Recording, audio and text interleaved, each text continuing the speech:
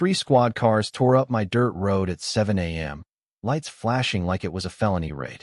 Victoria Langford stepped out of her white Tesla in designer heels, manicured finger stabbing straight at me like I was public enemy number 1.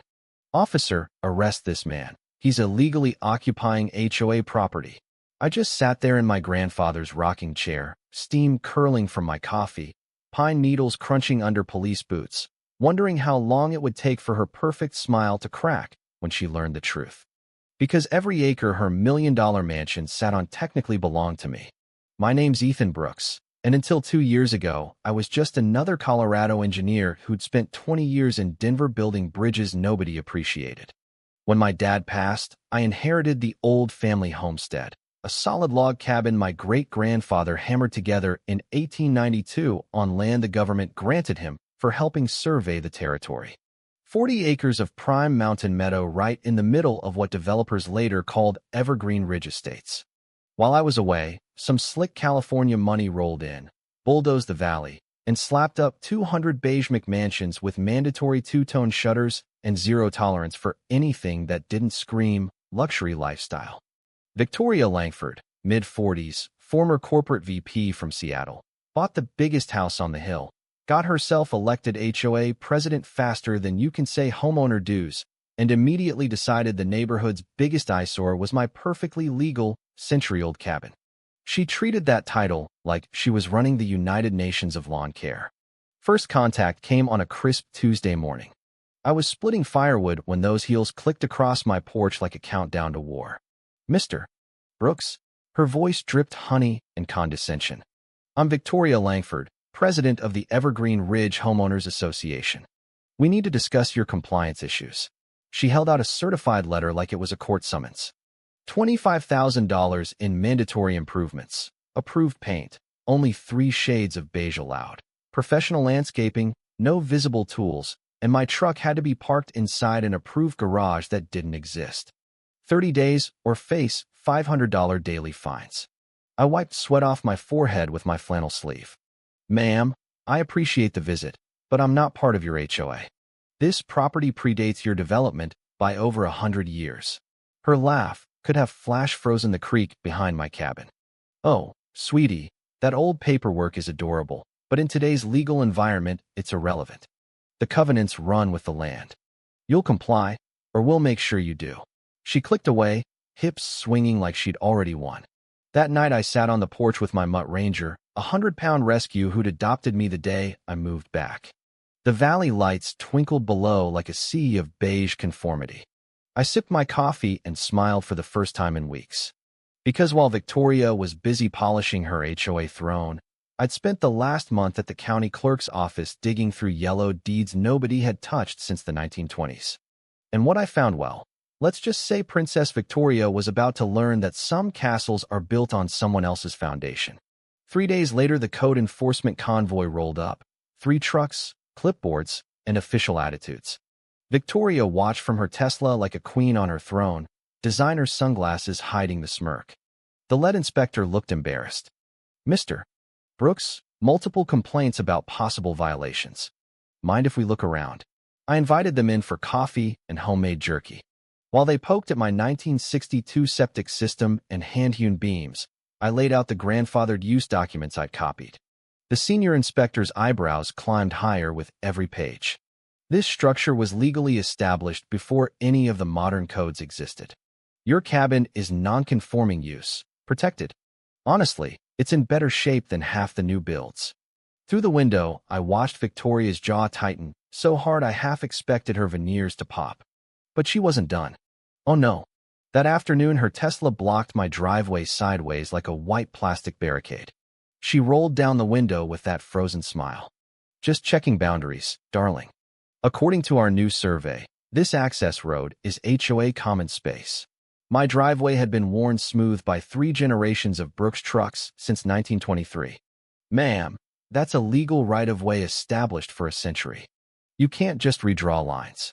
Feel free to call the sheriff if you disagree," she purred, already knowing small-town cops hate HOA drama. For the next week, her car appeared like a ghost, blocking, photographing, documenting every violation. Firewood stacked too high. Truck parked at the wrong angle. Ranger lifting his leg on what she called sacred common grass. She even tipped off the local paper. Concerned citizen fights to protect property values. The headline painted me as the hillbilly threat to everyone's $800,000 investment. Half the neighborhood swallowed it. The other half, the old mountain families who remembered when this valley was just trees and honest work, started showing up at my door with casseroles and quiet solidarity. Jake from the hardware store brought free lumber. Sarah the nurse dropped off fresh eggs from her illegal backyard chickens. Ranger became the unofficial mascot, trotting over every morning to leave his personal calling card on Victoria's pristine white tires while she watched in horror from her climate-controlled palace. Even my dog has better judgment than the HOA board, I told Jake one morning as axes rang and laughter echoed. But I could feel the storm building. Victoria wasn't just mad, she was scared. And scared Karens are dangerous. 2 weeks later, she called an emergency HOA meeting and dragged in County Commissioner Bradley Hicks and the fire marshal. The community center smelled like burnt coffee and fear. Victoria stood at the podium in a blinding white blazer, PowerPoint ready like a TED Talk on Armageddon. Slides of my cabin from every angle, arrows pointing at imaginary structural failures. This dangerous eyesore violates 17 safety codes, she declared, counting on perfectly manicured fingers. I'm requesting the county condemn it as a public nuisance before someone gets hurt. Polite applause from her beige army. The old-timers sat stone-faced, arms crossed. I walked to the podium carrying 3 fat manila folders, work boots echoing like gunshots. Commissioner, I appreciate Ms. Langford's creative interpretation of safety. I opened the first folder. Certified Structural Engineer's Report. My cabin was sound enough to last another century. Fire Marshal read it, nodded. Actually exceeds current standards. Victoria's breathing changed. Then the mask slipped.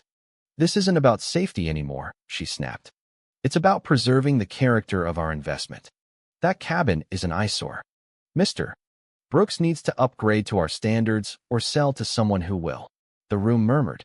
Land grab, plain and simple. She wanted my 40 acres for her next luxury expansion. I didn't argue. I just smiled.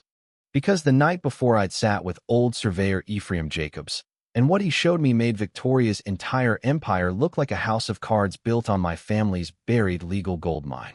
The original 1892 territorial grant wasn't 40 acres.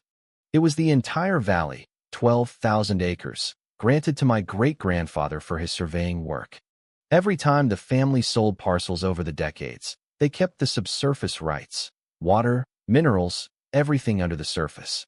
Every McMansion in Evergreen Ridge, every swimming pool, every perfectly manicured lawn sat on top of water rights that still legally belonged to me. I could shut off the entire neighborhood's water tomorrow with one court filing. While Victoria was busy filing noise complaints at 7:01 a.m. Sharp, 1 minute after the ordinance allowed chopping, I was turning her harassment into a block party. Neighbors showed up for free firewood, coffee, and stories about her latest ridiculous find. Her perfect plan backfired. People who once feared her now laughed at her. Even some of her own board started whispering. Then she went nuclear. Hired a private investigator. Filed a lawsuit demanding 50 grand in back dues. Started calling the sheriff, claiming I followed her to the grocery store. The woman was spiraling, and the cracks were hilarious. Ranger developed a sixth sense for her Tesla. Every morning he'd sprint over and christen her tires while she shrieked from behind tinted windows. I kept quiet, kept digging, kept smiling, because the Real bomb was still in my pocket, and I was waiting for the perfect moment to drop it right in her lap.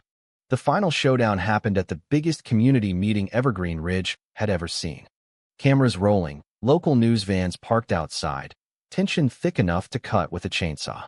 Victoria strode in like she was about to deliver the closing argument of the century. Tonight we end the threat to our property values once and for all, she announced, launching into her greatest hits PowerPoint of my crimes. When it was my turn, I stood slowly, boots echoing again. I pulled out the original 1892 land grant document, yellow as old bone, but still legally lethal. Ms. Langford has raised some interesting points about community standards.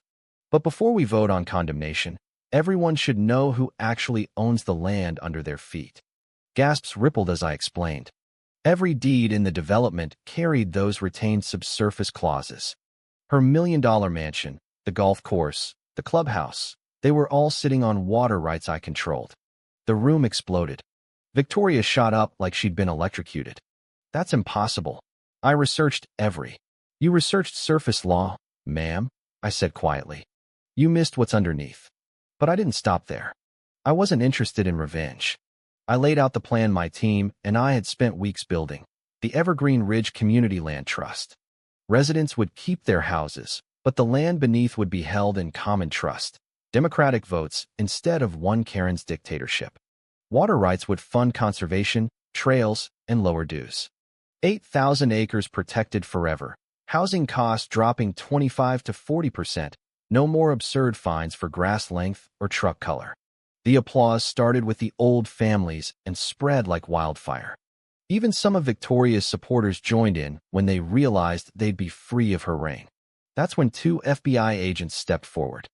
Victoria Langford, you're under arrest for attempted bribery of a public official. Turns out Commissioner Hicks had recorded her offering 50 grand to condemn my property. Her face went the color of old drywall. The cameras caught every second of the perp walk, designer heels clicking for the last time as the woman who tried to evict me from my own land was escorted out in cuffs.